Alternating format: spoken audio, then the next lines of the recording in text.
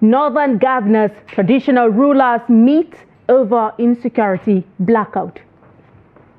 SANU NASU begin indefinite nationwide strike over 4 months withheld salaries. House of Representatives member in police custody for allegedly assaulting boat driver. Away from Nigeria, Boko Haram kills 40 Chadian troops during raid. Hello and welcome to the News Hour tonight on Trust TV. I am Aisha Salihu. The news in detail. The Northern Governors Forum has stated that the economic hardship currently faced by Nigerians is more pronounced in the northern region than in the south due to economic inequality. Chairman of the forum and Gombe State Governor Inuwa Yahya disclosed this on Monday during a meeting with traditional rulers in the region held in Kaduna State. The governors also raised concern over the blackout in the region and want the federal government and related authorities to fast-track the restoration of power. Trustee Bello Musa has more. Governors of Bauchi, Zamfara, Adamawa, Borno, Kwara and Nasarawa, as well as the deputy governors of other states in the region gathered to discuss the challenges affecting the region with a view to addressing them. The economic hardship faced by many Nigerians today is undeniable, and considering the north-south disparity in economic balance, it is even more pronounced in northern Nigeria. This calls for urgent intervention. The forum also expressed concern over the blackout currently experienced in the northern region. As we speak today, most of our northern states are in darkness due to vandalization of electricity transmission infrastructure. This not only underscores the vulnerability of critical infrastructure, but also the need to build additional transmission lines and diversify our energy supply so as to better connect our region and improve our energy resilience.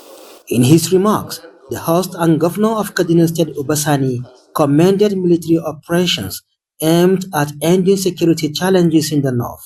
The Northern Governors Forum and the Northern Traditional Rulers Council will make their marks as effective platforms for addressing the security and developmental challenges confronting the north. The establishment of a joint military command and launching of Operation Fansanyama are clear demonstrations of the federal government's commitment to decisively tackle the multidimensional challenges of insecurity confronting the north. The Sultan of Sokoto, Sa'ad Abubakar, who spoke on behalf of traditional rulers from the region, also raised concerns on the rising rate of out-of-school children, which he said is posing a threat to the growth of the north. I think we must include it in what we are going to discuss, because the issue of out-of-school children and Almighty is a very sore problem to all of us. If you go around the states, the towns, cities, villages, what you see around is very unpleasant. While briefing the forum on the security situation in the region and the ongoing effort of the military to end insecurity in the region, the Chief of Defense Staff, General Christopher Musa, sought the cooperation of the forum in tackling insecurity. I wish to state that the armed forces is here to support all the actions, all the initiatives being carried out by the governors, by the traditional rulers, and by the religious leaders. If there are any time and there's any complaints, please let us know. We will take action immediately. The forum noted that the recent End Bad Governance protest that took place in August served as a wake-up call for all northern leaders. According to the forum, youth restiveness is a growing concern driven by illiteracy, poverty, and lack of economic opportunities. The forum explained that it is essential for leaders to adopt measures to alleviate the sufferings of the people. Bello Musa, Trust TV News, Kaduna. And now President Bola Tinubu has expressed concern over the blackout in the northern region of Nigeria in the last week. To this end, the president has directed the Minister of Power and relevant agencies to speed up the pace of work to restore electricity to all the affected states in the north. A statement by the Special Advisor to the President on Information and Strategy, Bayo Onanuga, says President Tinubu is saddened by the reports of vandalism and willful destruction of power infrastructure and other public assets that caused the unfortunate blackout. At a meeting with the Minister of Power, Adebayo Adelabu, who briefed on efforts made by the Transmission Company of Nigeria to repair the damaged Shiroro-Kaduna transmission lines, the President directed a long-term solution to the problem. President Tinubu charged TCN engineers not to relent in bringing immediate relief to the people who need electricity to sustain their social and economic activities, to ensure that restoration work continues unhindered. President Tinubu also directed the National Security Advisor, Nuhu Ribadu, to work with the Army and Air Force to deploy adequate security personnel, including aerial cover, to protect the engineers who are fixing the damaged transmission line. The federal government on Monday hinted at the idea of a decentralized national grid to ensure that the entire country will not be thrown into darkness at the same time if anything happens to the central grid. Speaking to the State House correspondents after a meeting with President Bola Tinubu at the Presidential Villa, Abuja, Minister of Power Adebayo Adelabu said grid failure in the country was as a result of obsolete facilities. Adelabu outlined the steps being taken to tackle the current electricity crisis, which has left 17 northern states grappling with power shortages due to recent vandalism of power infrastructure. He also said the federal government was planning to introduce the distributed solar power model in northern states. The minister assured that the government is committed to improving power stability and reliability across affected regions. The grid actually was disturbed one time, and we deliberately shut it down the second time because of the explosion of the transformer at Jeba plant. Before this, the last disturbance on the grid was about 4 months ago, which meant that we have been managing the grid. Let me tell you, the truth of the matter is we have old infrastructure.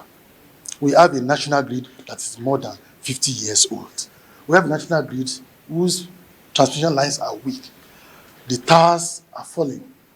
And the substations, the transformers are old. In fact, the transformer that actually exploded in Jeba was 47 years old. The world has moved beyond having a centralized grid. Grid must be regionalized. We must have state grids so that each of the regionalized grid will be insulated from each other. A problem in a particular line will not affect the others. That is what we are working on. I was appealing to our northern brothers and sisters, fathers and mothers, to bear with us that very soon light will be restored. Also, the federal government says it has ordered the troops to go all out in full force to provide cover for electricity workers in order to repair the critical national infrastructures that were destroyed by bandits and created blackouts in some northern states. It also said that there was confirmation that the electricity towers were brought down by bandits, adding that since the incident happened, President Tinubu had given a marching order to provide security cover for electricity workers to repair the destroyed towers. The Minister of Defense, Abubakar Badaru, disclosed this at the office of the National Security Advisor during a workshop organized for policymakers and sector regulators on critical national information, infrastructure protection, and resilience. Speaking at the workshop organized by the National Cybersecurity Coordination Center in ONSA, Badaru explained that they are working to ensure that all critical infrastructures are properly secured going forward. While calling on all stakeholders to remain calm, he assured that the problem would be fixed as soon as possible. And to matters of politics, the presidential aspirant of the new Nigeria People's Party, Rabiu Musa Kwankwaso, said it's about time Nigeria looks into alternative options for power sources. Kwankwaso was reacting to the power outage in northern Nigeria, which has lasted 8 days, subjected businesses to loss and crippling essential services on his official Facebook page. He said it is very disheartening that many parts of northern Nigeria are in total darkness today due to vandalism on the important 330 kV Shirora Kaduna power line that supplies the state of Kano and Kaduna, and another line that supplies Bauchi, Gombe, and other parts of the northeast. This situation, he said, has been further compounded by the high cost of petrol and diesel in Nigeria, which has further plunged homes into darkness and forced factories to close down.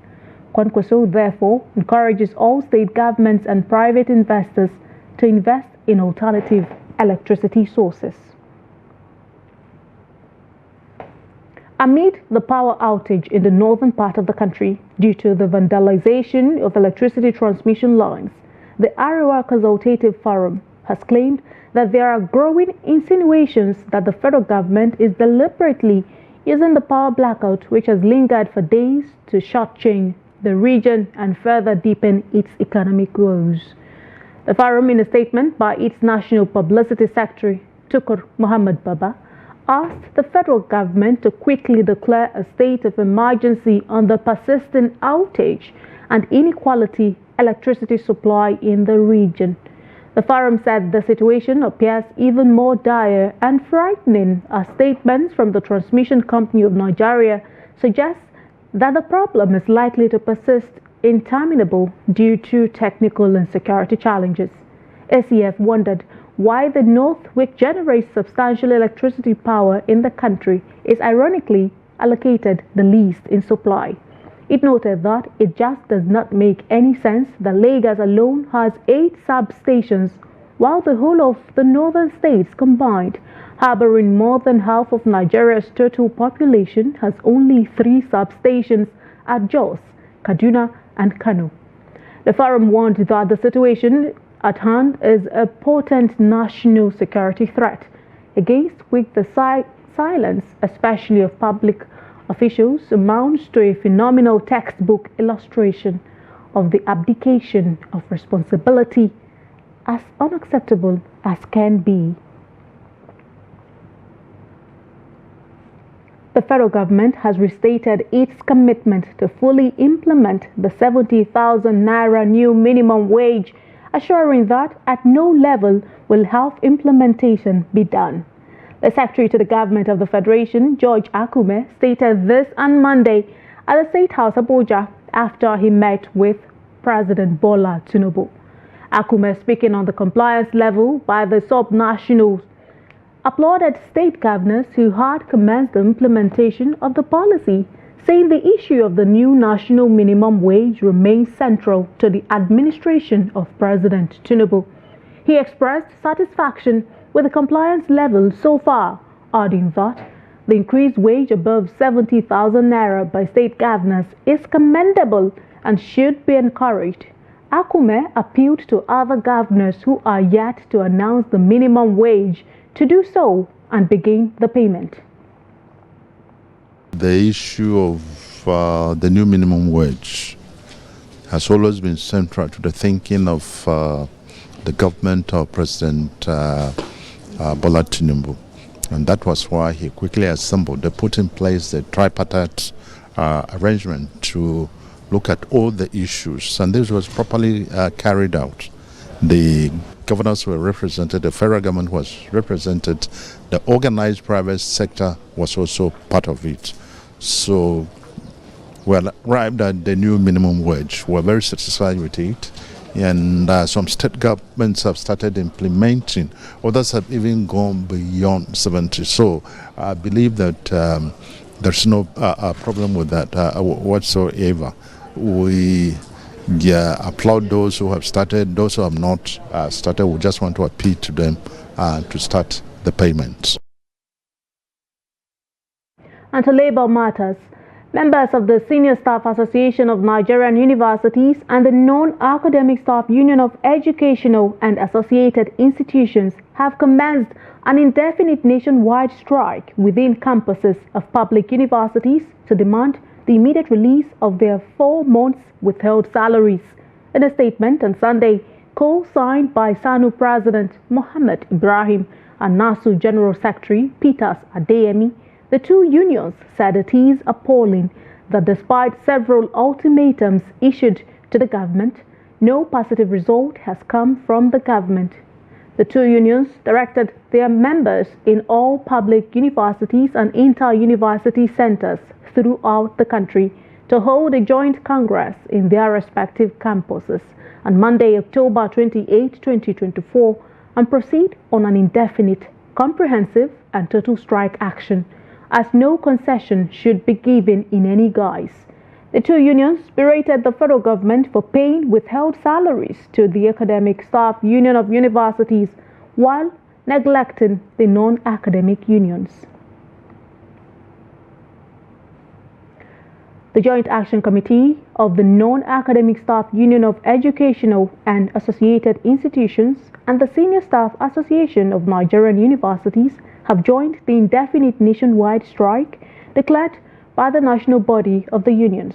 The strike, according to the committee, followed the continuous withholding of their members' 4-month salaries since 2022. Ado Musa completes the report.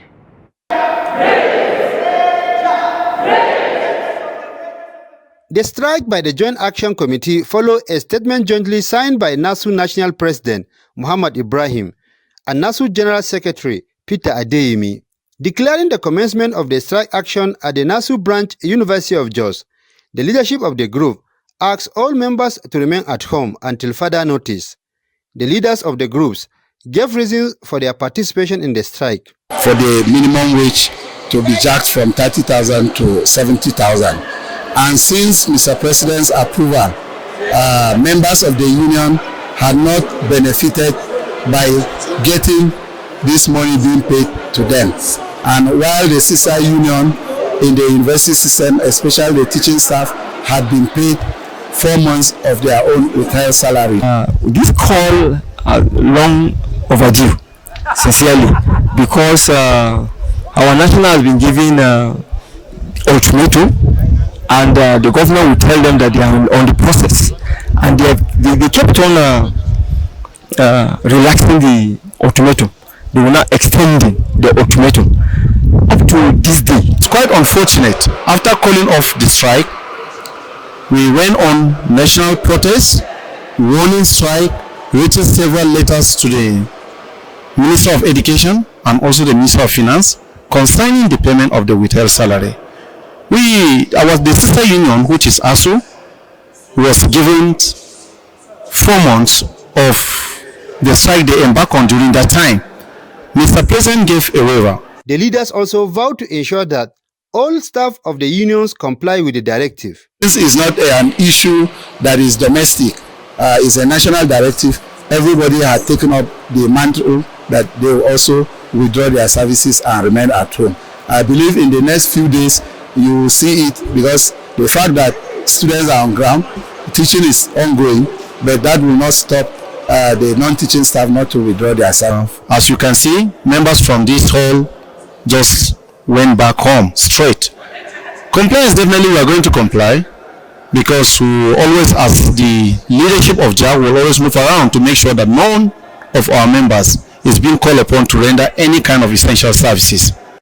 Earlier this month, the union gave a 7-day ultimatum over the withheld salaries, but the action also failed to achieve the desired result. This time, however, the unions said they won't return to work until government addresses their demand.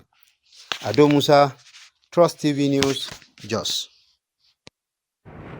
The Federal Capital Territory Police Command has arrested a lawmaker for assaulting a driver in the nation's capital. Police spokesperson for the command, Josephina Day, confirmed that Alex Mascot Ikweche is at the Maitama police station undergoing questioning. In a statement on Monday, the command said the boat driver, Stephen Abuwaseya, reported the matter to the command, Preliminary investigations indicate that Abu Watsaya was delivering a package to Ikweche when a dispute arose concerning the method of delivery. During the altercation, Abu Watsaya was reportedly physically assaulted. The FCT Police Command expresses grave concern over Ikweche's dismissive attitude towards the office of the Inspector General of Police following the incident. After allegedly slapping the victim, he reportedly remarked with contempt, "You can go ahead and call the Inspector General of Police," demonstrating a troubling disregard for the authority of law enforcement. The command said the Commissioner of Police in the FCT, Olatunji Disu, has mandated a thorough investigation into the matter. All right, so this is where I am. I just got 3 slaps from this man here, just because I told him to come and get his stuff and pay me my money. So he's claiming that he's... Tell them, my name is Honorable Alex Ikweche. I'm a member of the House of Reps. Tell them I slapped you. Okay. Call the Inspector General of Police. Call him, let him come. Okay. Okay, sir. Record me very well. Record me very well. All right. That's nice. You came to my house to disrespect me? I didn't disrespect you. I said pay me my money and let me leave. Come on, give me that phone. Meanwhile, the House of Representatives says it is monitoring reports of the alleged assault on a driver by one of its members, Alex Ikweche. The reports, which have garnered widespread media coverage and public attention, detail accusations of a physical confrontation with an e-hailing driver, Stephen Abu Watsaya, and the use of threatening language. A statement by the spokesman of the House, Akin Rotimi Jr., says the 10th House of Representatives takes these allegations very seriously, as elected officials are to hold themselves to the highest standards of ethical conduct and accountability in official engagements and privately. According to Rotimi, any behavior that falls short of these standards is a matter of concern, adding that he is committed to addressing such issues with utmost seriousness. The statement says the House is aware that the matter is now before the Nigeria Police and urged the public to allow the due process of investigation to unfold.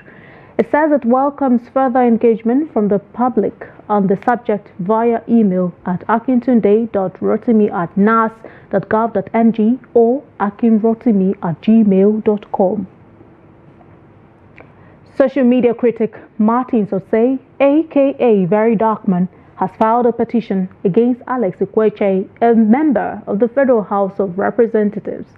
This comes after a trending video online captured the Abia lawmaker threatening to beat up the cabman and lock him up in his generator house. The rep member also slapped the driver during the altercation and threatened to make him disappear. The petition filed by Very Darkman alleges serious offenses against the lawmaker, including abuse of power, assault, attempted murder, and threat to life. The petition was signed by Very Darkman's lawyer and activist, Deji Adeyanju. The federal lawmaker was seen assaulting a boat driver, Stephen Abu Watsaya, in a recorded video which has now gone viral. In the meantime, the All Progressives Grand Alliance on Monday condemned the alleged assault on an e-hailing driver by the member representing Abia North and South Federal Constituency in the House of Representatives, Alex Ikweche. Ikweche was seen in a recent video that has gone viral, allegedly assaulting a boat driver who came to deliver an item at his residence. APGA, while reacting to the viral video, said the lawmaker's reaction is condemnable in all ramifications, adding that as a lawmaker, under its platform, his behavior fell short of the party's constitution. The party's reaction was contained in a press statement signed by its National Public Secretary, Ejimofo Para, on Monday. APGA's statement emphasized that the party does not condone any action that undermines human dignity, adding that the party announced plans to establish a disciplinary committee to investigate the incident, assuring that appropriate sanctions shall be meted out if he is found wanting. You're watching the news hour tonight on Trust TV. Still ahead. Bauchi residents decry government's alleged inaction despite protracted water scarcity. We'll bring you details of this story and more after the break. We'll be right back. It's nice to have you join us again. Let's take a look at some of our top stories. Northern governors, traditional rulers meet over insecurity blackout. Also, SANU, NASU begin indefinite nationwide strike over 4 months withheld salaries. And to other stories. Police Inspector Ozonwanji Joseph, implicated in the murder of Ogene musician Chikezie Okezie Nwamba, has been dismissed from the Nigeria Police Force. Recall that the cops shot the popular musician Igboja dead last Friday, drawing outrage. In a Monday update, the police said the officer was found culpable and summarily dismissed. The update was signed by the Police Public Relations Officer, Enugu State Police Command, DSP Daniel Undukwe. Undukwe said the Commissioner of Police, CP Kanayo Uzuegbu, once again extended his condolences to the family, friends and associates of the deceased, expressing gratitude to the government, people of Enugu State, and the public for their support throughout the case. The Court of Appeal, Sokoto Division, has affirmed its earlier judgment on the illegal dethronement of the 19th Emir of Gwandu, Al-Mustafa Jakolo. This judgment was the second time the Kebbi State government has lost the appeal against the judgment of the lower court, which held the same position. Justice Toby expressed satisfaction with the earlier judgment passed by Justice Abbas Ahmed of the Kebbi State High Court, stating that the deposition of the 19th Emir was contrary to the law and did not follow due process. The judge declared the dethronement of Jakolo null and void, noting that he was not given a fair opportunity to defend himself against the allegations leveled against him, infringing upon his fundamental human rights as a citizen. Jakolo was dethroned as Emir of Gwandu by the Kebbi State government in June 2005 under former Governor Muhammadu Adamu Aliru's administration. The Rivers State Judicial Commission of Inquiry into the post-election violence that led to the attack of some local government secretariats in the state has summoned some allies of the Minister of the Federal Capital Territory, Nyesom Wike, to appear before it. This was contained in a statement issued by the chairman of the commission, Justice I.R. Minakiri, in Port Harcourt on Monday. Among those summoned by the justice, Minakiri led a panel are the immediate past chairman of Ikwere local government area, Samuel Wanosike, as well as his counterparts in Eleme, Obarilomate Olo, and Ahoda Hope Ikiriko.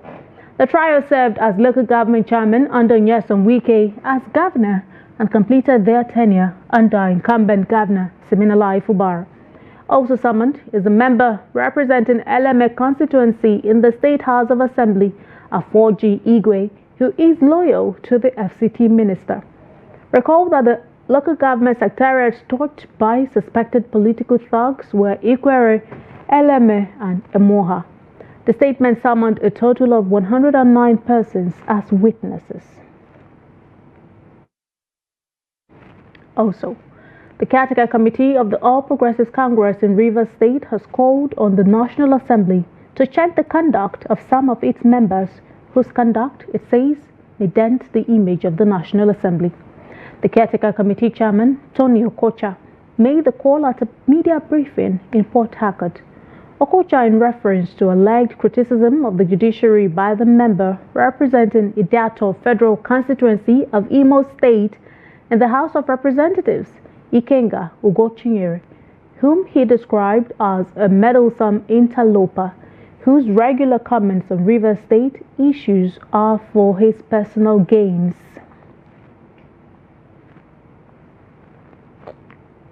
Stakeholders in the nation's film industry have called for greater support from government to enable the sector thrive.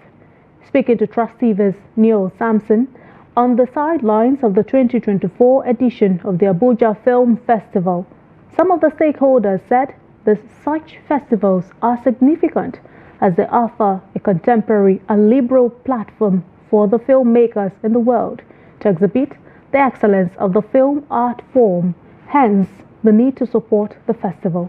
The report.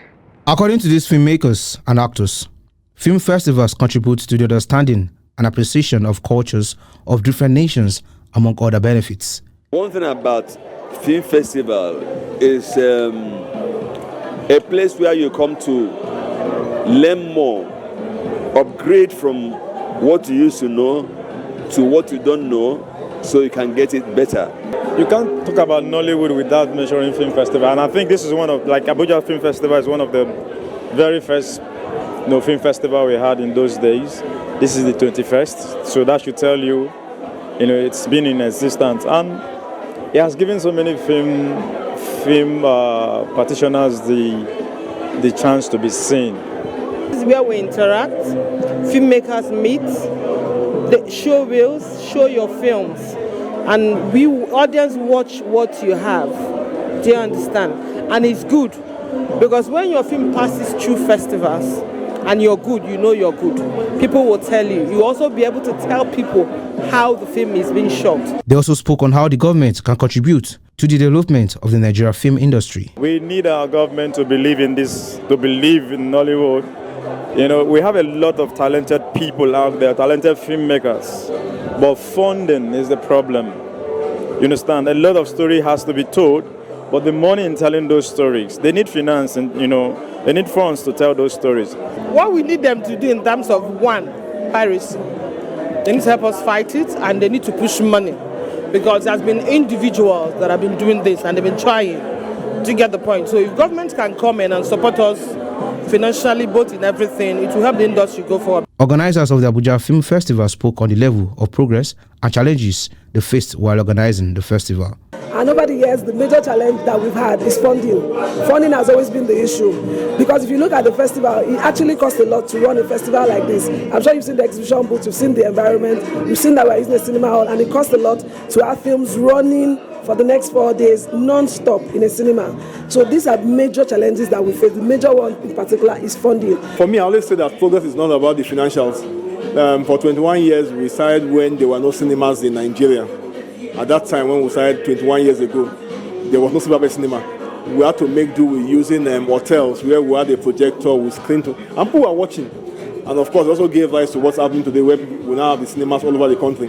So for us, that's progress for us. Film festivals will showcase a variety of cinematic genres, and filmmakers, from experimental films to documentaries, help to educate and inspire future generations of filmmakers and cinephiles by revisiting classic films and recognizing the contributions of visionary artists. Noel Samson, Trust TV News, Abuja. And to health matters, the chairman of the Kano State branch of the Nigeria Medical Association, Abdurrahman Ali, says about 15,000 medical doctors have exited Nigeria as part of 2024, due to poor remuneration. Abdurrahman made this revelation while reflecting on issues confronting doctors in the state. Addressing the press to mark this year's Physicians Week with the theme ensuring universal applicability in remuneration, a panacea to talent retention in the healthcare system. He insisted that doctors deserve fair remuneration and recognition of their value.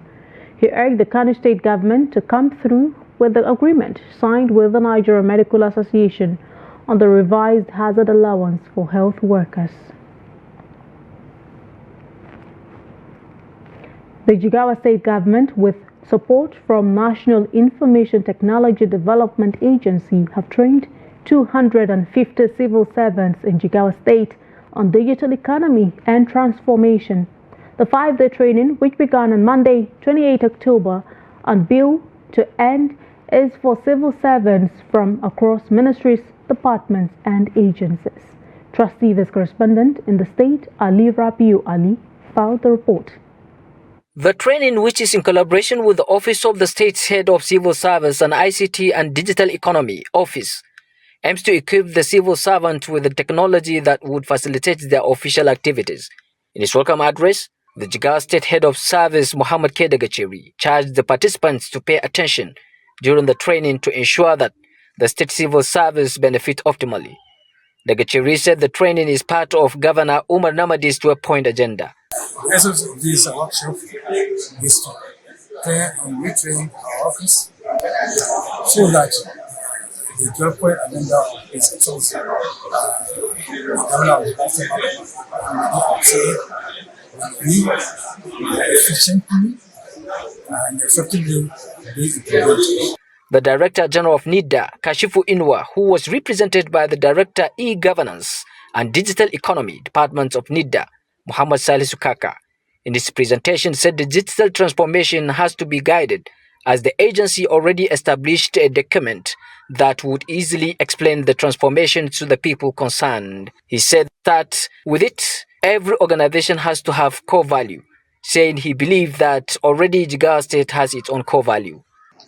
I am confident the program of this type that is targeting the civil servants who are the drivers of the governance and administration in the states will definitely help in achieving the objective of ensuring that governance is spent at the grassroots. And this is possible through application of knowledge in the life to deliver services that will be effective, that will be efficient, and I'm sure that participants are ready. They demonstrate their own commitment. One of the organizers and SA Digital Hashim Haruna Hashim said the workshop is part of the state governance effort in addressing the gap in digital economy and transformation to the state civil servant. So we come up with this initiative through this collaboration with NIDA and the Office of the Head of Service, to empower our civil servants across the states, with digital skills knowledge, because digital technology has come to stay, and it is what is simplifying most of the things and most of the works they do day to day in their office. The digital economy refers to economic activities that leverage digital technologies such as the internet, mobile devices, and social media to produce, distribute, and consume goods and services. It encompasses various sectors including e-commerce, digital media and entertainment, software development and information technology, IT services, online education, telecommunications, and digital finance and banking. From Jigawa, Ali Rabiu Ali, Trust TV News. Water vendors in Bauchi State have decried what they term government's inaction to alleviate the perennial water scarcity faced by many residents in the state. They disclosed this while speaking on the recent scarcity in some communities in the Bauchi metropolitan area amidst the hardship that is biting harder with every passing day. Trust TV's Adamu Imam reports. While people in the northeast region have for more than 2 weeks now battled with power outage, residents of Bauchi, the state, have continued to lament that the latest scarcity of water has exacerbated the hardship occasioned by the high cost of living, with water vendors saying they have never seen such a situation before. The situation is so pathetic to the extent that you can't boast of our northern leaders. This is happening even with thousands of them in the government. Electricity supply has been cut off in the north, and now water is far from us. Later, they will come for distribution of so-called palliatives to the people. The scarcity is more than before.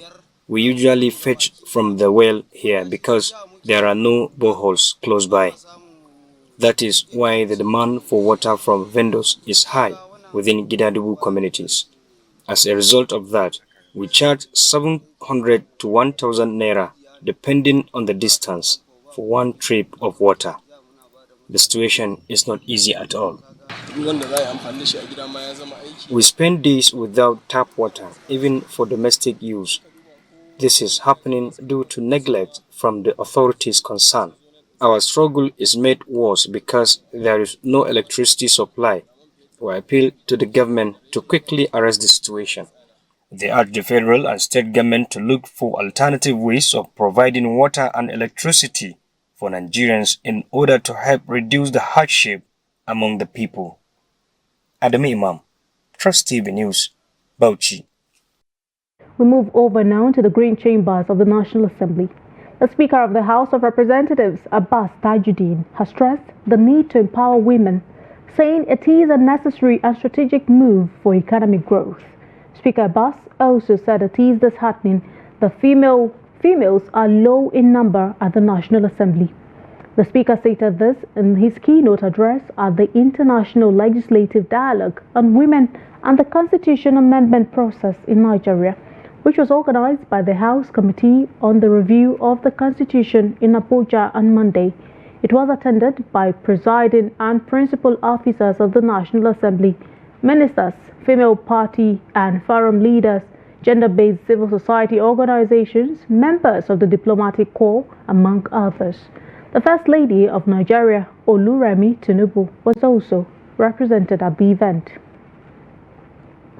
While some gains were recorded in women representation in states' House of Assembly membership during the last election cycle, particularly in states like Kwara, where we had 5, and I think Ekiti had 6.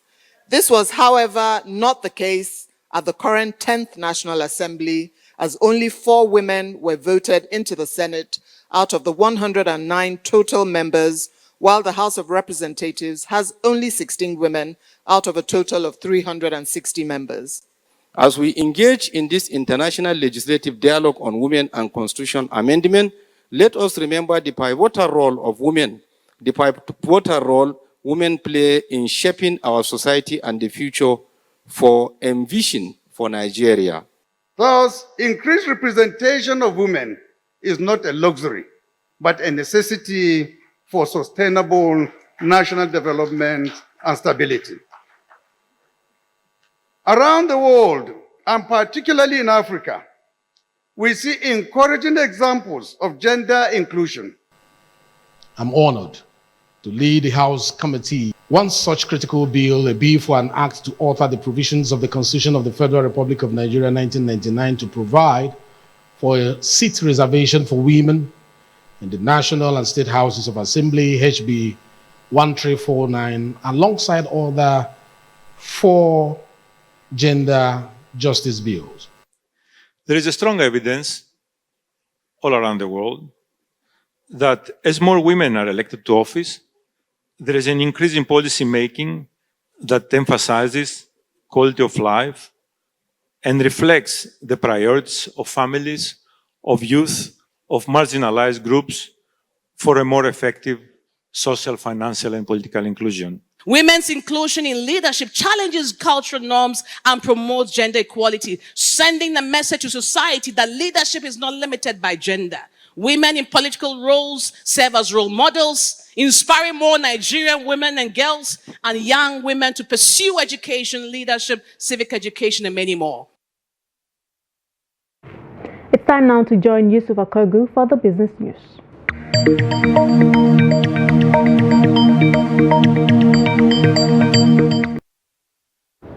Time for some business stories. The price of local parboiled rice, a key staple in Nigerian diet, has surged by 123% year-on-year, while a 50 kg bag of foreign parboiled rice now sells for 130,000 naira. The 105,000 naira per kg bag of local parboiled rice is higher than the country's new minimum wage of 70,000 naira. Reports say the continuous surge in the price of local parboiled rice is an indication that smallholder farmers currently do not have the capacity to meet local demand due to insecurity, high cost of inputs, and logistic issues. According to a report, currently, rice traders in Lagos, the country's commercial center, are hoarding the commodity in anticipation of a higher price during the festive period when demand for the product is usually higher. Prices of commodities have been on the rise since the removal of petrol subsidy and devaluation of the naira. Foreign direct investment in Nigeria's telecom sector surged by 537.26% to a 7-year high of $304.99 million in the first half of 2024. According to the National Bureau of Statistics, telecom investment reached a 7-year high after plummeting to $98.37 million in the first half of 2018 from $319.96 million in 2017. Despite this, the sector has struggled with new economic challenges, particularly after the Central Bank of Nigeria unified the foreign exchange market in 2023. Industry experts have said that this growth is insufficient to close the sector's investment gap or return it to profitability. CEO of Shapohi Deham, Bolaji Balogun, emphasized that telcos must invest $1 billion annually to improve service delivery requirements. Investors' negative sentiment dragged down the equities market of the NGX downward following major sell-off in Boa Cement. Let's see how it went down today. Boa Cement there down 10% to close at 99 naira per share. The close of business today. Lasako, an insurance company, also down 9.79% to close at 2 naira and 58 kobo per share. Of course, Dacom also ended on the negative side of the market. 9.38% it lost to close at 58 kobo per share there. Of course, this has dragged down the market downward by 0.76%. Volume of trade 353.2 million volume of shares. The value at 4.6 billion naira. A list of 9,417 did exchanges among investors this Monday. Looking at the top trading equities by volume, Champ PLC lead the table 84.62 million shares traded. UBA 27 million shares traded. Of course, Access Corporation 22.2 million volume of shares traded today. Some equities ended on the gaining side of the market. Leading the table is Unicel. Unicel gained 10% to close at 3 naira and 85 kobo per share. Of course, Livestock Feed also gained 9.97% to close at 3 naira and 75 kobo per share. Transcorp PLC also recorded gains 9.95% to close at 48 naira and 60 kobo per share there. And that's the highlight of stock trading as it went down this Monday on the floor of NGX. Let's see the global stock market and exchange rate data for today.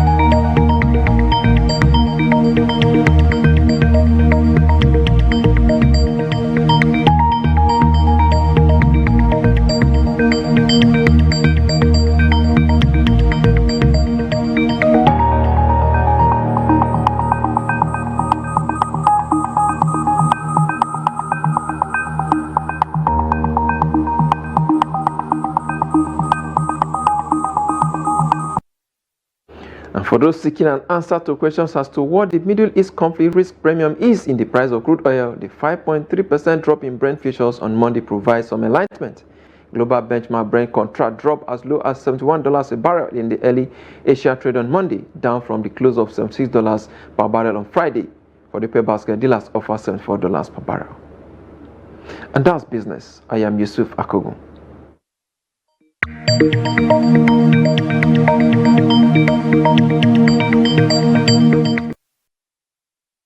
Thank you so much, Yusuf Akogu, for the business news. And to developments away from Nigeria, an attack by Boko Haram terrorists has killed at least 40 Chadian troops near the Nigerian border, prompting an army operation to hunt down the militants.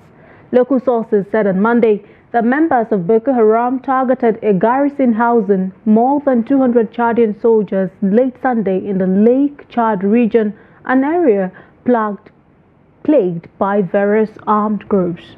The presidency said in a statement that the attack struck near Nguboa in the west of the country, tragically leaving about 40 people dead. Chadian President Mahamat Idris Deby Itno visited the scene early on Monday and launched an operation to go after the attackers and track them down in their furthest hideouts. The garrison's unit commander was among the dead. A high-ranking officer said on condition of anonymity, the assailants had time to seize ammunition and equipment before they retreated. The officer added around 20 people were also wounded, military sources said. In sports, Nigeria's Ademola Lookman has been ranked number 14 in the 2023 Ballon d'Or award, which is holding in Paris, France. The Atlanta forward narrowly missed out in joining Victor Osimhen among few Nigerians to have made the top 10 in the Ballon d'Or award. Osimhen was ranked in the 8th position last year. Lookman is, however, the only African player that made the award nomination list this year. Lookman was in scintillating form as Atlanta won its first ever European trophy last season, with the Nigerian scoring a hat-trick in the Europa League final against Bayern Leverkusen. He scored 17 goals and made 11 assists in all for Atlanta last season. The former Everton player was also instrumental in the Super Eagles' run to the final of the Africa Cup of Nations in Côte d'Ivoire early this year. Lookman has also been shortlisted by the Confederation of African Football for the 2024 African Footballer of the Year award. Also, as part of efforts to foster peaceful coexistence among citizens, the military and the entire populace, stakeholders in the sports sector have called for greater investment and participation in sporting activities. To this end, a football tournament has been put in place for this purpose. As Trust TV sports correspondent Emmanuel Fashemi reports. Over the years, there has been a huge fallout between civilians and security personnel, as civilians no longer have faith in the security agencies of the country due to the rising insecurity in the country. It is for this reason that the football tournament was put together to correct the notion. Since sports is a unifying factor, the convener decided to use football to pursue this cause by organizing a soccer tournament for the military and civilians. To give the competition credibility, renowned coaches, FIFA licensed agents, and football experts were on ground to witness the competition. Former national under-20 coach Samson Siasia was present to help identify players. Just making sure they're doing the right things so that if they are picked at the end of the day, they can progress from there, because you have to teach them other things that they're supposed to know. But for now, we just want to see they have the ability that we need moving forward. So that's why we're doing this scouting program. World-renowned and experienced scouter Marcelo Hassman gave assessment of the players. My assessment is to look for young boys to see if they have what we see, then continue progressing, and once that they're ready, we'll take them abroad. But they're still far from taking a boy from here to Girona, or from here to Hertha Berlin, or from here to Udinese. They're far out. So the best thing is to pick them now, accommodate to what they play in Europe, let them learn. This is the first stage. And then, we'll see them again. We keep tabs on them. And when they're ready, they will fly. I think within the next 2-3 World Cups, there's going to be a world champion from Africa. I believe that. Marcelo Hausmann, FIFA agent. A participant at the tournament highlighted the challenges of becoming a footballer. Is what I enjoy doing. I enjoy playing football. My parents support me very well, especially my mom. She gave me all the support I needed. Buying boots is the most challenging. The remaining ones are very small. But buying boots is the most challenging.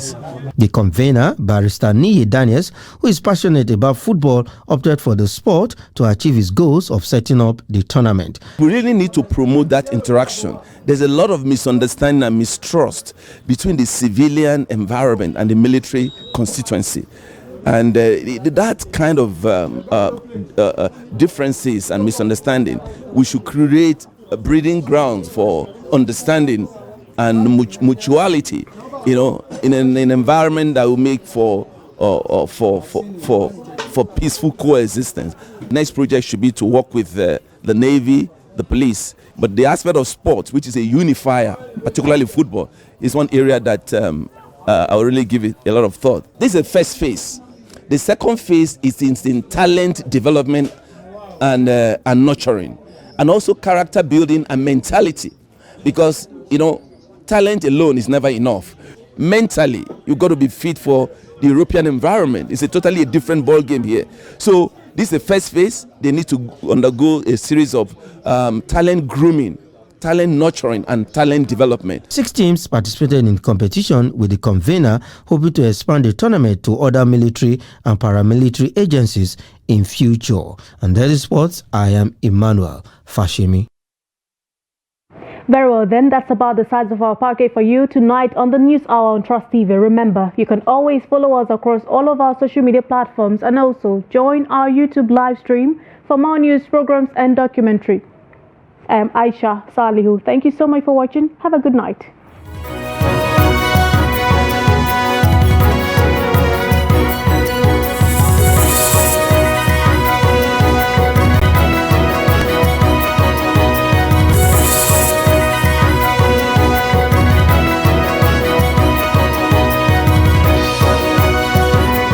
From the Daily Trust News Center, this is the News Hour.